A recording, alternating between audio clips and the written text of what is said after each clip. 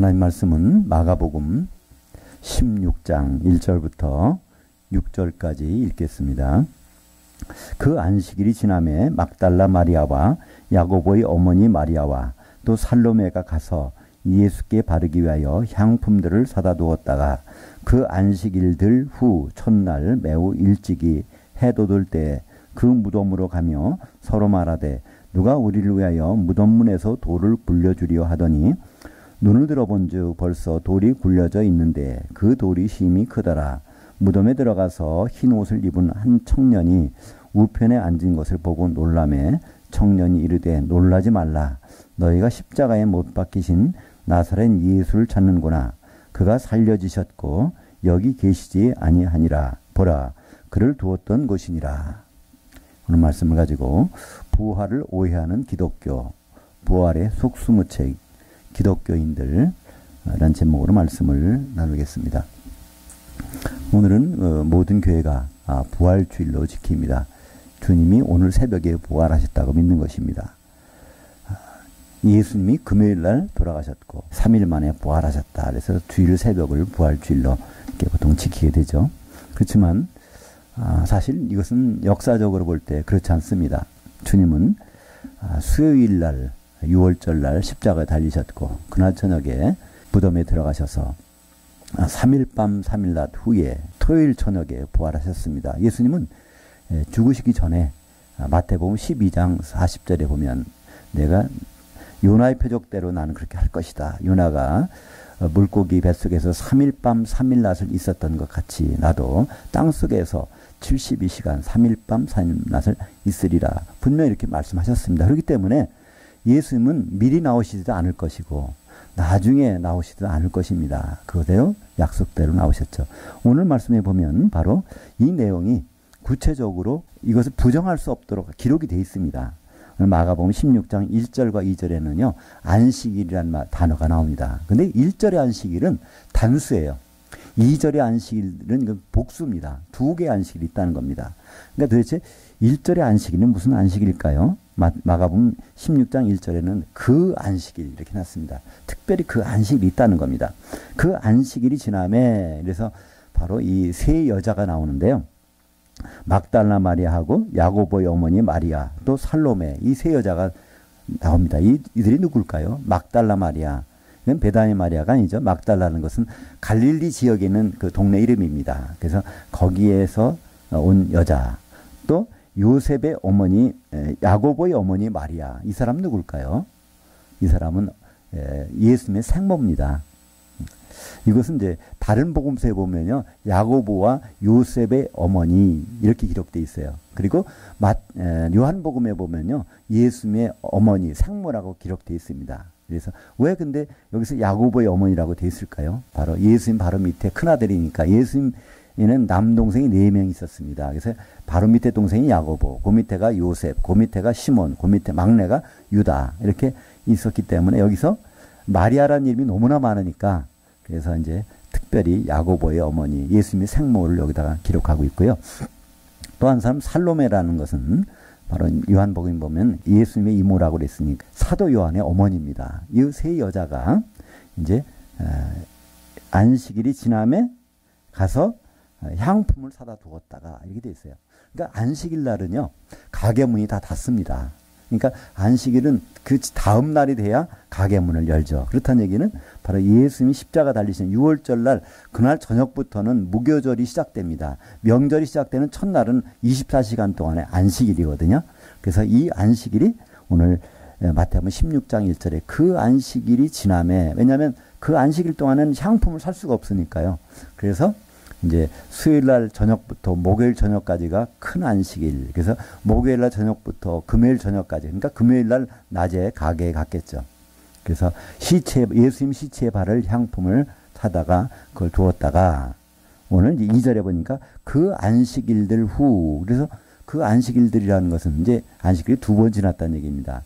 6월절 십자가 달리시고 그날 저녁부터 시작되었던 무교절의 안식일과 그 다음에 금요일날 평일과 그 다음에 금요일날 저녁부터 토요일 저녁까지 시작되는 그 보통 정규 안식일 다음에 바로 이른 새벽에 갔어요. 가게 문이 들 새도 없습니다. 이거는 미리 사놨으니까.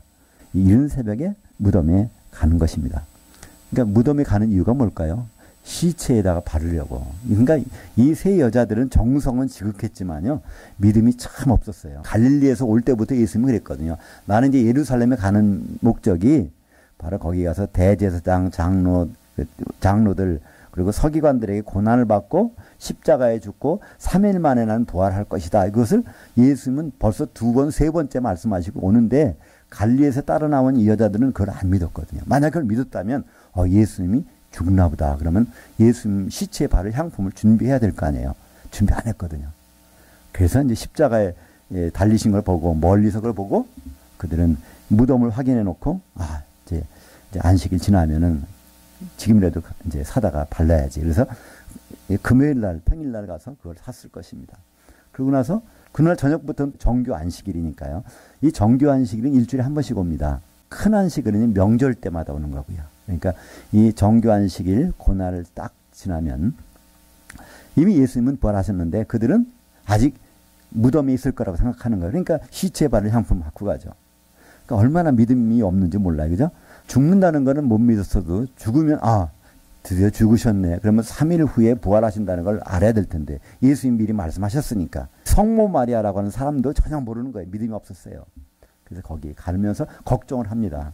왜 걱정을 할까요?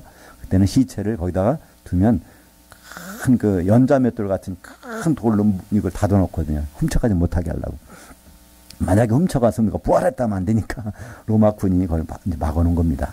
근데 과연 가긴 가는데 시체 속에다가 이걸 들어가서 시체에다 바르려면 누가 도와줘야 된다는 거예요. 첫째 무덤문을, 돌문을 옮겨줄 사람이 없는데 어떡하느냐. 그것이 오늘 여기 3절입니다. 서로 말하되 누가 우리를 위하여 무덤문에서 돌을 굴려주려 하리니. 그래서 걱정하면서 가는 거예요.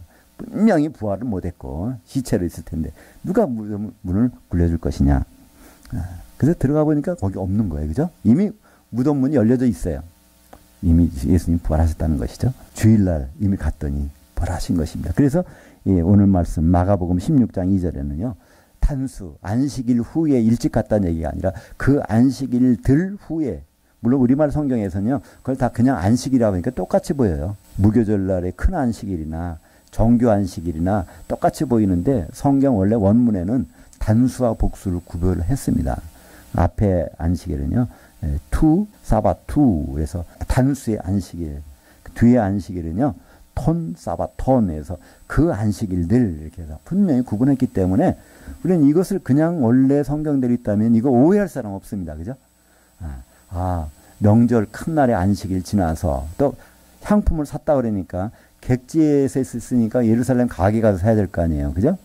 자기 동네라면, 갈릴리 동네라면 그냥 집에 있던 거 가져오면 될 텐데 이거는 예수님 따라오느라고 객지까지 왔으니까, 예루살렘까지 왔으니까 가게에 가서 그걸 샀다가 그 다음에 다음날 안식이 지난 다음에 거기 가서 보니까 이미 부활하셨다.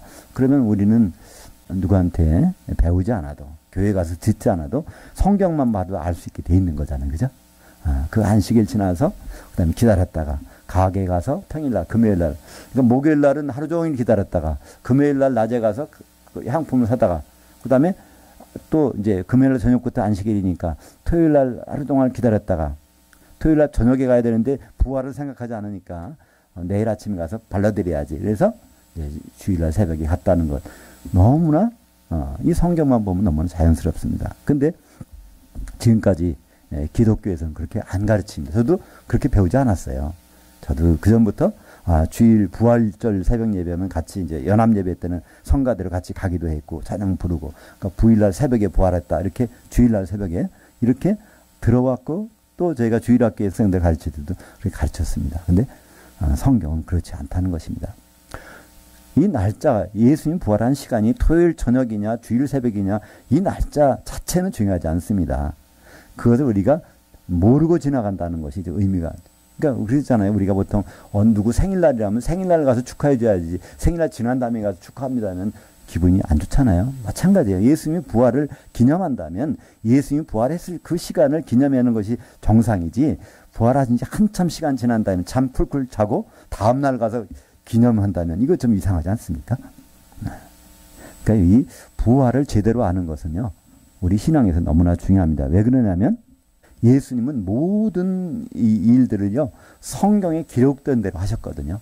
이 세상에 오시는 것부터 그분이 고난당하시는 것, 죽으시는 것, 모든 것들은 다 성경이 기록된 대로 하셨습니다. 요한복음 5장 39절에 보면 이 성경이 바로 나에 대해서 증언하는 것이니라 이렇게 말씀하셨어요. 그 때문에 예수님은 그냥 태어나실 수가 없어요. 여자의 후손으로 태어나야 되니까 결혼 안 하는 사람, 그러니까 마리아, 아직은 이제 약혼만 했지, 거길 통해서 오셔야 되니까 창세기 3장 15절에 여자의 후손으로 오신다는 말씀이 있기 때문에 예수님은 요셉과 마리아가 결혼하기 전에 태어나셔야 됐습니다. 그리고 예수님 오시는 날짜도 정해져 있어요. 예수님은 우리가 오신 날을 뭐라고 그러죠? 크리스마스, 성탄절이라고 그래요. 12월 25일이라고 하는데요. 이거는 얼두당도 하는 얘기입니다. 예수님은 그날 오실 필요가 없어요. 요한복음 1장 14절에 보면 말씀이 육신이 돼서 우리의 장막을 치셨음에 이렇게 되어 있습니다. 그럼 장막 치러 오셨다는 얘기냐면 예수님은 언제 오실까요? 장막절날 오셔야 됩니다. 그죠? 유대인들에게는 7개의 절기가 있습니다. 그 절기 하나하나를 예수님은 실질적으로 다 이루어 가세요. 그렇다면 장막 치는 날 오시는 것이 너무나 정상적인데 장막 치는 날은 언제일까요? 우리 달력으로 하면 유대인들은 음력을 쓰는데요. 그들은 음력 7월 15일 음력으로. 근데 그 날짜는 우리하고 이렇게 한 달 정도 차이가 나는데 8월 15일 추석날쯤 돼요. 항상.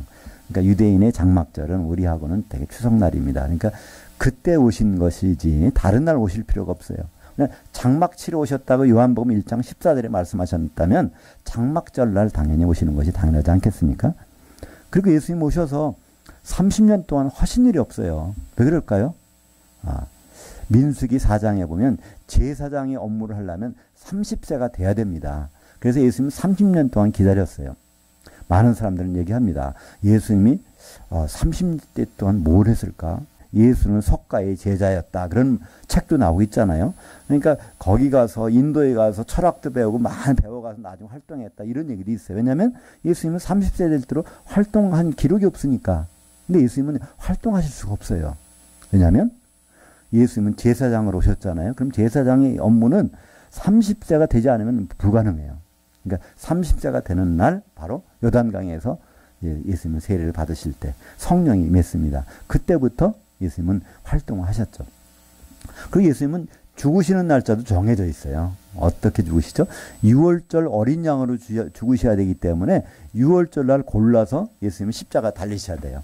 근데 문제가 있습니다. 6월절 날은 1년에 한 번씩 오거든요.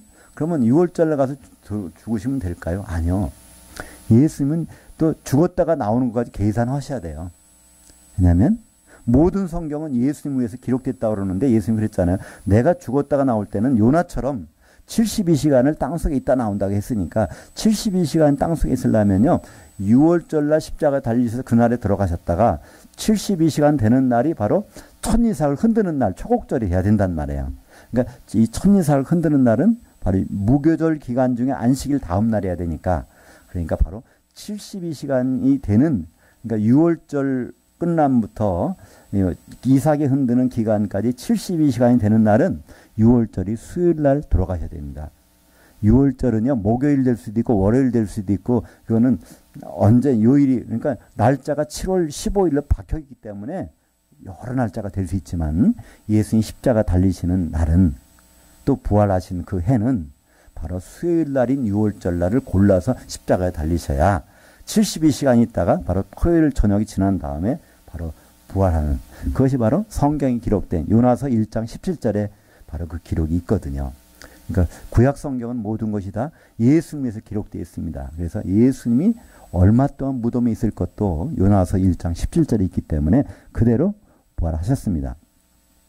그래서 예수님은 또 부활하실 때 어떻게 부활하시죠? 이 맏아들로 부활하시는 것입니다. 그냥 예수님이 독생자로 있으면 우리는 큰일 나요. 그죠? 하나님의 아들이 하나밖에 없으면 우리는 하나님의 자녀가 되는 길이 막힌단 말이에요. 그죠? 그래서 예수님이 죽으셨다가 바로 맏아들이 돼야 우리가 합법적으로 하나님의 자녀가 될 수 있는 그 길이 터진단 말이죠. 그래서 예수님은 십자가 달리시기 전에 요한복음 12장 24절에 이렇게 말씀하십니다. 하늘의 미랄이 내가 그냥 있으면 안 돼. 바로 떨어져서 이게 죽으면 많은 결실을 맺나니 하면서 13장에서 바로 이제 그때부터 예수님이 죽으실 거 말씀하지 않습니까? 그러니까 예수님은 하늘의 미랄로 땅에 떨어져서 바로 천이삭이 되면 그때부터 많은 결실을 얻게 그렇게 하신다고 하셨습니다. 그래서 예수님이 죽으셨다가 부활하실 때 그때는 맏아들로 부활하십니다. 그래서 예수님이 부활하신 날을 시편 2편 7절에는요. 오늘 내가 너를 낳았다. 너는 내 아들이다. 이런 선언을 하십니다. 그런 부활절날 그렇게 하셨다는 거예요. 사도행전 13장 33절에 보면 시편 2편 7절에는 오늘 내가 너를 낳았는데 너는 내 아들이다 하는 말씀이 바로 죽은 자 가운데 부활할 때 하나님의 선포라는 겁니다. 그러니까 예수님은 독생자로서 생일날을 있겠지만 예수님은 어떤 생일이 진짜 생일이에요? 맏아들이 생일날. 그것이 바로 부활하신 날입니다. 그것은 우리에게 너무나 큰 의미가 있어요. 그죠? 우리는 자격이 있어서 하나님의 아들 되는 것, 하나님의 자녀 되는 것이 아닙니다. 예수님이 그 자격을, 길을 열어주셨기 때문에 우리는 하나님의 아들 되는 그 길이 펴져진 것이죠. 그래서 성경에서는 예수님이 죽은 자들 가운데서 맏아들 되셨다는 기록이 3번이나 나옵니다. 근데 우리말 번역은 다 그거를 죽은 자 가운데서 먼저 나시고 골로새서 1장 15절, 1장 18절, 그리고 요한계시록 1장 5절에서 다 맏아들이라는 단어를 번역해서 빼버렸어요. 참 신기합니다. 왜 이걸 빼버렸을까? 요한계시록 1장 5절에 죽은 자들 가운데서 맏아들 되시고 프로토토코스가 되셨다는 겁니다. 그것이 요한계시록의 선언이에요. 요한복음은 독생자로 오셨다는 것, 모노게네스. 요한계시록은 맏아들로 부활하셨다는 것. 바로 맏아들로 부활하셨다는 것은 우리가 하나님의 자녀로 되는 길을 열어주셨다는 것입니다. 그렇다면 예수님이 죽음과 부활이 과연 무슨 의미가 있을까요? 너무 막연하시죠? 예수님은 왜 죽으셨을까? 또 왜 부활하셨을까? 가만히 계셔도 되는데. 그 예수님에 대해서 궁금하시면요. 우리는 구약 성경을 읽어보면 됩니다. 특별히 구약 성경 중에서도요. 창세기에 그 내용이 많이 나와 있어요. 창세기 중에서도 누구 보면 될까요? 아담이 어떻게 행동했는가를 보면 예수님이 어떻게 하실지를 우리는 미루어 알 수 있습니다. 로마서 5장 14절에 보면 아담은 오실 자의 모형이다. 그렇게 되어 있어요. 바로 예수님의 모형이 아담입니다. 우리는 아담이 어떻게 생각합니까? 선악과 먹어서 우리에게 죄를 갖다 준 사람? 그게 아닙니다. 바로 이 아담은 예수님의 할 일을 미리 한 사람이에요. 예수님은 바로 이 창세기 2장 18절에 보면 하나님이 선언하십니다. 아담이 혼자 있는 거 좋지 못하니 내가 돕는 배필을 지으리라. 근데 예수님은요, 새나 닭이나 하나님이 그때그때 만들어 오시는 거, 이거 결혼 안 하겠다는 거예요. 이름만 불러. 얘는 새다, 얘는 짐승이다. 이렇게 이름만 부르는 겁니다. 그랬더니 하나님은 어떻게 말씀하시죠? 그 아내를 발견하지 못하였으므로. 그래서 내가 돕는 배필을 지으리라 말씀하십니다. 그래서 그 지으시는 과정이 바로 아담을 깊이 잠들게 하십니다. 창세기 2장 20절에 보면 21절에 여호와 하나님 아담을 깊이 잠들게 하시니 잠들매 그가 갈빗대 하나를 취하시고 살로 대신 채우시고. 이거 예수님 죽으시겠다는 거예요. 십자가에 갈빗대 뽑을 때 뭐가 나옵니까? 피가 나오거든요. 그죠? 그 피 묻은 걸 가지고 다시 그의 아내를 만드시겠다는 거예요. 그죠? 예수님 십자가 사건의 그 피를 가지고 교회를 사시겠다는 겁니다. 그래서 그 교회를 사신 것을 그분은 확인하셔야 돼요. 그래서 아담이 이제 아내를 데리고 오니까 아담이 깨어서 그걸 봅니다. 그게 예수님 부활입니다. 그죠? 예수님은 아담을 통해서 알려주셨어요. 죽었다가 부활하시고 바로 그 아내를 본 다음에 준비가 되면 다시 와서 결혼하시겠다는 것. 그래서 창세기 2장 22절에 여호와 하나님이 아담에게서 취하신 그 갈빗대로 여자를 만드시고 그를 아담에게로 이끌어 오시니. 그러니까 십자가에 피 흘린 그 피를 공육을 가진 모든 우리를 가지고 우리를 그의 아내를 만드시는 거예요. 교회가 바로 그의 아내가 되는 것이죠. 그 다음에 23절에 보니까 아담이 이르되 이는 내 뼈 중에 뼈요 살 중에 살이라 이것을 남자에게서 취하였은즉 여자라 부리라. 이때 남자라는 단어, 이슈는 남편이란 단어입니다. 그 여자란 단어는 이슈야. 그건 아내란 단어예요. 바로 예수님께서 나간 걸 가지고 그의 아내를 만들었다. 이걸.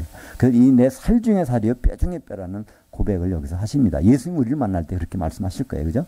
우리 적당히 너 구원받아 여기까지 왔으니까 반갑다. 그게 아니에요. 살 중에 살이요 뼈 중에 뼈다. 내 아내구나. 결혼식을 하시겠다는 것입니다. 바로 창세기 2장 21절부터 23절까지는 예수님 십자가에서 왜 죽으셨는지 또 왜 부활하셨는지 그것이 우리에게 어떤 의미가 되는지를 우리에게 설명해 주고 있습니다. 그렇기 때문에 바로 예수님의 부활은 우리 성도들의 부활과 연결이 됩니다. 그분이 신랑으로 오실 텐데 그러면 아내를 구하기 위해서는요, 성도들을 가지고 그 아내를 만들어야 되잖아요. 그렇기 때문에 고린도 전서 15장 23절에 그러나 각각 자기 차례대로 되리니 먼저는 첫 열매인 그리스도시요. 이 부활을 맨 첫 번에 첫 열매로 예수님이 부활하십니다. 그렇다면 그 다음에 누구죠? 그 다음에 그가 강림하실 때 그리스도에게 속한 자들이요. 그러니까 그 다음은 부활이 없어요. 예수님 부활하신 다음에 부활이 없습니다. 언제 부활이 있죠? 예수님이 재림 때, 그때 그에게 속한 자들이 이제 부활을 하게 됩니다. 이 부활하는 사람들을 통해서 이제 결혼식을 하시겠다는 거예요. 그 다음에 또 부활이 있습니다. 언제 부활이죠? 그 나라를 아버지께 바칠 때, 그 나라가 어떤 나라면 왕국입니다. 천년왕국을 바칠 때가 있다는 거예요. 언제요? 백보자 심판 벌어질 때는 천년왕국을 다 아버지께 바치고 이제 심판이 벌어집니다. 그때 이제 죽은 자들을 다 부활시키죠. 바다 가운데서, 사망 가운데서, 음부 가운데서 있는 사람들을 부활시켜서 그들의 생명체 이름이 있는지 없는지. 우리는 거기에 관심 있는 사람이 아닙니다. 우리는 예수님 오셨을 때 이 부활하는 사람들이 관심이 있죠. 예수님 오셨을 때 누가 부활하죠? 데살로니가전서 4장 16절에 바로 주께서 호령과 천사장의 음성과 하나님 나팔로 친히 강림하시리니 그리스도 안에서 죽은 자들이 살아난다는 거예요. 그러니까 예수님 오실 때는 이 모든 사람들이 죽었던 사람이 살아나는 것이 아니라 예수 믿은 사람 중에서 잘 믿었건 못 믿었건 관계없이 다 살아서 공중에 올라가는 일이 벌어지게 됩니다. 부활은 자랑거리가 아닙니다. 부활은 누구나 하는 거예요. 예수 믿게 되면 누구나 합니다. 잘 믿었건 못 믿었건 다 합니다. 근데 이 부활을 그냥 이렇게 하는 것이 아닙니다. 이 죽은 몸이 그냥 나 이거 죽었다 부활할 때 이런 모습으로 하면 안 되지. 이렇게 얼굴이 좀 쭈그러지고 나중 들이고 이런 모습으로 부활하기 싫으니까 좀 더 탱탱해가지고 보존했다 예수님 만나야지. 그게 아니죠. 바로 이 몸들은 육신의 몸은 다 땅에다 묻고 영의 몸으로 이 새로운 몸으로 부활해서 주님 만나게 됩니다. 이 영의 몸은 어떤 몸일까요? 바로 예수님이 첫 열매니까 감나무에서 감이 첫번 열리면요. 그 다음에도 똑같은 감이 열립니다. 우리가 어떤 몸으로 부활할까? 궁금하세요? 그건 예수님이 어떤 몸으로 부활하셨을까 보면 됩니다. 그죠? 예수님은 부활하셔서 다 알아보기는 알아보는데 사람은 사람인데 잘 못 알아봐요. 그죠? 그러니까 이 무덤에 옆에 서 계셨는데 거기서 제자들 왔다 갔다 하고 막다른 말에 갔는데도 아직 못 알아보잖아요. 뭐라고 알아봐요? 무덤을 지키는 사람? 인 줄 알았다. 또는 그러니까 그날 저녁에 또 제자들한테 갔는데 못 알아보잖아요. 그러니까 예수님이 여기 내 상짝을 봐라. 여기 손에 못자국을 봐라. 그래서 일러주잖아요. 그러니까 예수는 예수님인데 모습이 완전히 변한 거예요. 그리고 문을 다 닫았는데도 거기 들어갈 수 있어, 나올 수도 있어요. 또 식사도 해요, 같이. 누가 보면요, 식사도 하신단 말이에요. 모든 건 다 사람처럼 하지만 이 시공간의 제약을 안 받는 몸, 그게 바로 영의 몸입니다. 그래서 우리는 그렇게 우리도 부활할 것입니다. 그래서 그런 몸이 언제 부활될까요? 우리도 그때 가서 바뀌는 것이죠. 고린도전서 15장 51절에 보면요. 마지막 나팔이 불릴 때 우리가 다 호련히 변하는 그런 몸을 입고 이제 공중에 올라간다고 말씀하고 있습니다. 그러니까 한마디로 예수님이 2000년 전에 오셨는데요. 그러니까 십자가 달리셨는데 도대체 그때가 언제쯤일까요? 이것은 추후 30년이니까 지금부터 계산하면 2018년이니까요. 1988년 전에 1988년도 전에 있었던 사실이에요. 바로. 그래서 바로 지난 수요일 날 그런 일이 있었고요. 1988년 전에. 또 어제 저녁에 주님 부활하셨고요. 이제 오늘 상황에서는 이제 막달라 마리아도 만나고 이제 저녁에는 또 오늘 저녁에는 제자들도 만나겠죠. 이런 일들이 이제 벌어지는데 도대체 예수님은 왜 오셔서 이런 일을 했을까요? 십자가에 죽으시고 부활하시고 모든 일. 다시 돌아가서 우리는 창세기 2장으로 들어가면 간단합니다. 그죠? 아담이 왜 깊이 잠들어 죽었다가 이 피가 갈비뼈가 뽑혀 나갔다가 다시 아내가 돼서 왔을까? 바로 결혼 때문에 그렇습니다. 그 아내 때문에 그런 거예요. 예수님은 결혼하기 위해서는 뭐가 필요하죠? 아내가 필요합니다. 그죠? 신부될 사람이 필요해요.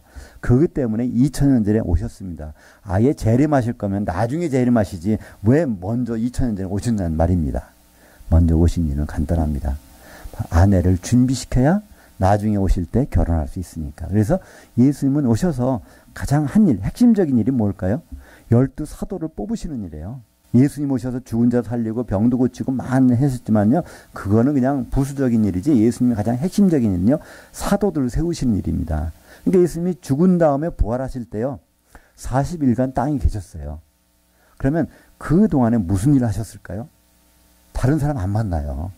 사도들을 만나서 바로 하나님 나라에 대해서 가르쳐 주시고 사도들에게 말합니다. 성령 받을 때까지 꼼짝하지 말고 기다리고 있으라고 예루살렘에. 그러고 나서 성령이 임한 다음에 교회가 시작돼서 지금까지 온 겁니다. 한마디로 예수님이 오신 목적은 사도들을 세우는 것입니다. 사도가 누구죠?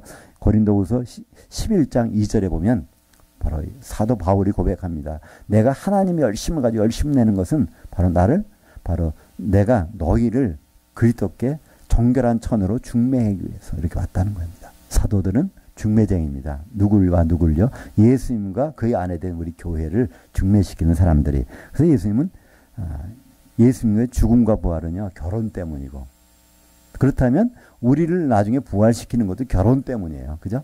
우리를 부활시켜서 어디 데리고 가서 다 살려고 예수님이 다시 오신 줄 아십니까? 그렇잖아요.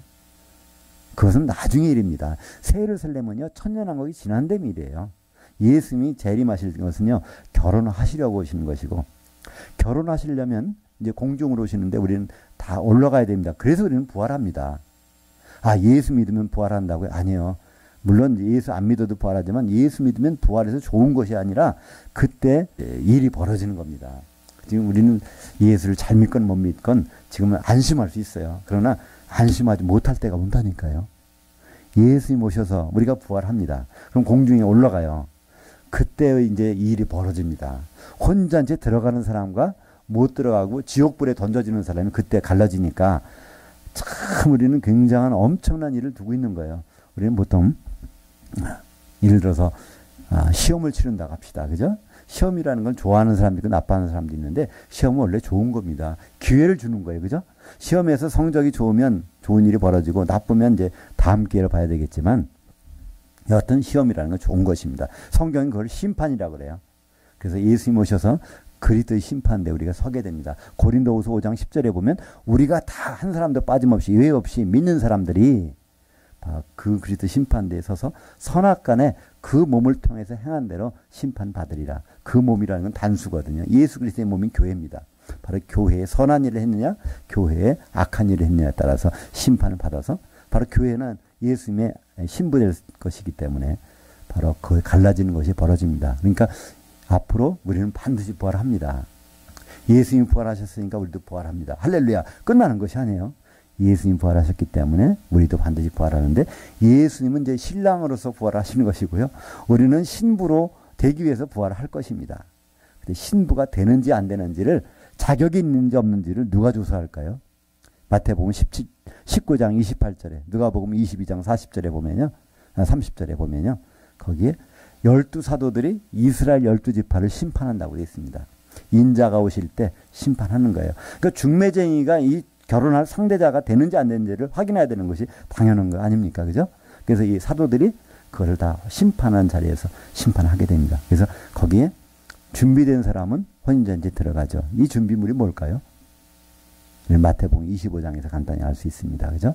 기름을 준비한 5 처녀들은 혼인잔치에 들어가고 기름을 준비하지 못한 5 처녀들 바로 내가 너희를 모르겠다. 바로 캄캄한 그러니까 지옥불에 불 섞인 유리바다로 던져지는 장면이 성경에는 여러 군데 나오고 있습니다. 한마디로 부활은 특권이 아니라 하나의 절차하고 기회입니다. 예수님은 부활을 통해서 죽음과 부활을 통해서 자기 피로 교회를 사셨습니다. 사도행전 20장 28절에 보면 예수님이 십자가에서 피를 흘리신 목적이 나와요. 이유가 나옵니다.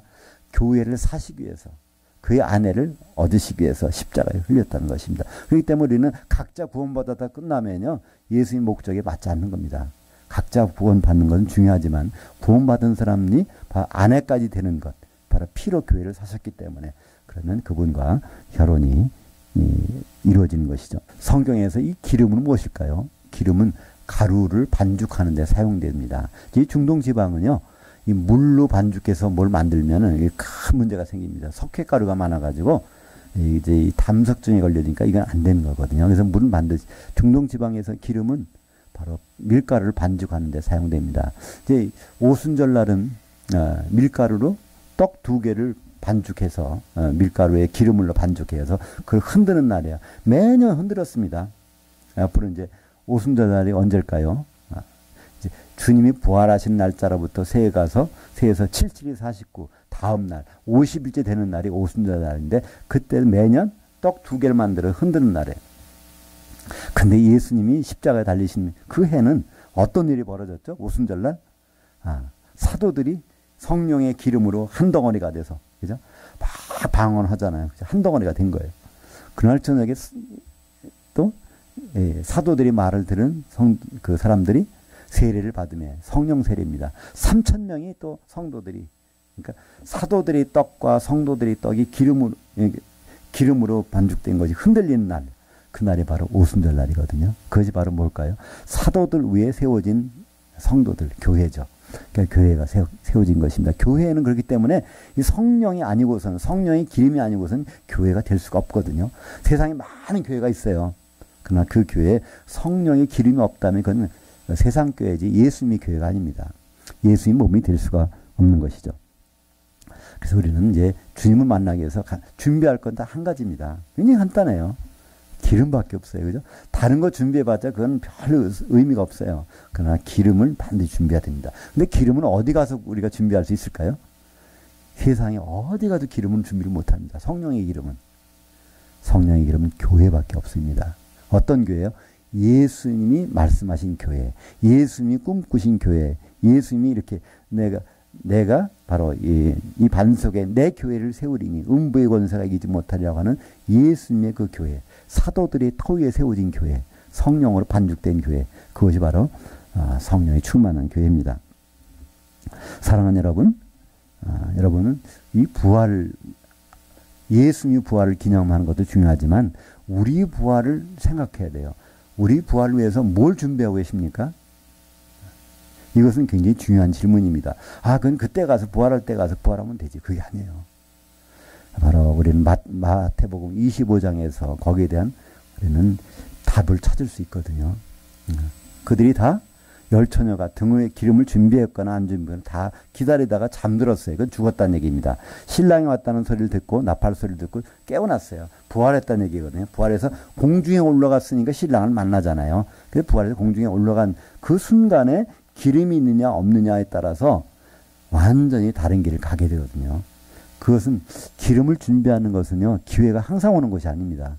살아 계실 때만 와요. 죽으신 다음에는요. 기름 준비할 기회가 없어요. 그러니까 우리가 살아있는 것이 얼마나 귀한 축복인지 몰라요.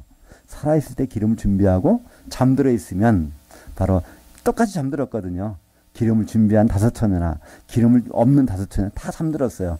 그러나 문제는 그때 가지고 준비해서 죽었기 때문에 부활했을 때 바로 혼전체에 들어가잖아요.